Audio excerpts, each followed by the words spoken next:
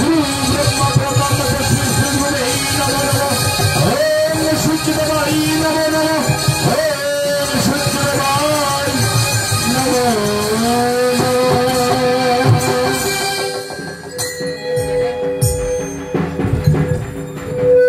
আমি শস্যগড়া পৃথিবীর একমাত্র রাজা আমি। তাই তো প্রজাবিন্দুদের সুখ শান্তিতে বসবাস করছে কিনা সকল প্রজাদের কাছে আমি গিয়েছিলাম।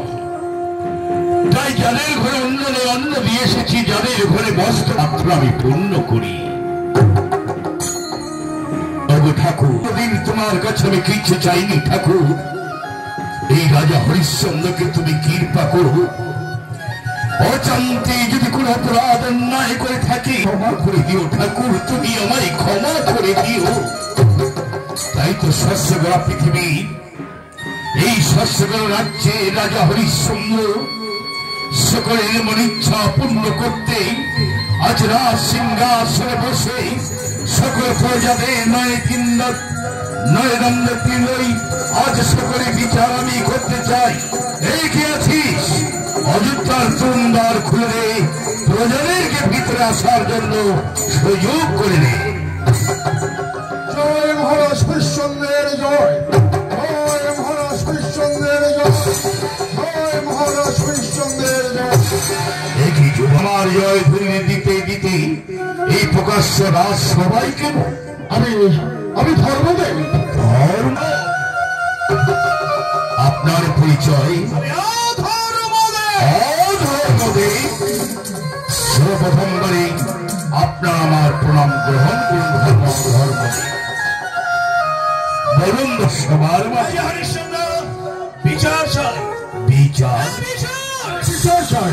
এমন কি বিচার চাও? তাহলে শুনুন রাজা হরিশ্চন্দ্র, ধর্ম ও ধর্মদেব লেগেছে যুদ্ধ। কে শ্রেষ্ঠ আর কে নিকৃষ্ট দেবতাগণকে উঠারে আমাদের বিচার করতে। ধর্মদেব তাই তো সূক্ষ্ম বিচারক আপনি। আমার পিতা গুরুপতি নারায়ণ আপনার কাছে পাঠিয়েছেন। আপনি তো শ্রেষ্ঠ বিচারক, আপনি বিচার করে বলুন। এই কি বলছেন ধর্মদেব? স্বর্গের 33 কোটি দেবতারা তোমাদের পক্ষপাতিত বিচার করতে পারেনি? না পারেনি দেবাদিদেব মহেশ্বর, না পারেনি শঙ্খ চক্র গদমধ্যধারী নারায়ণ, কেউ পারেনি তোমাদের ধর্মের বিচার মধ্য থেকে মানব হয়ে কেমন করি আপনাদের বিচার আমি করব। রাজা হরিশ্চন্দ্র ঠিক বলেছ ধর্মদেব। আমি অযোধ্যা অধিপতি রাজা হরিশ্চন্দ্র, অবশ্যই আমি বিচার করব। বিচার নিয়ে যখন আমার কাছে আপনারা মত্তধামে এসেছেন, ওই স্বর্গধাম পরিত্যাগ করে অবশ্যই আপনাদের আমি সূক্ষ্ম বিচার করব। তাই তো জনে জনে বলে ধর্মের স্থান হলো ডানে আর অধর্মের স্থান হলো বামে।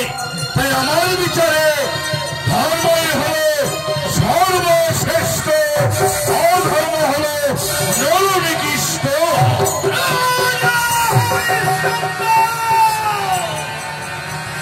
বললে আমি নিকৃষ্ট, ধর্ম জগতে শ্রেষ্ঠ। তোমার পক্ষপাতিত্ব বিচার গেছে এই অধর্মকে, তাই ধর্মদেবকে সর্বশ্রেষ্ঠ আসন দিয়েছি। তাই ধর্মই হলো জগতে এই পৃথিবীর বুকে সর্বশ্রেষ্ঠ, অধর্ম হলো নরনিকৃষ্ট। তোমার এত স্পর্ধা আজ প্রকাশ্য রাজ্য সভায় তুমি আমাকে অপমান করলে, আমাকে নিকৃষ্ট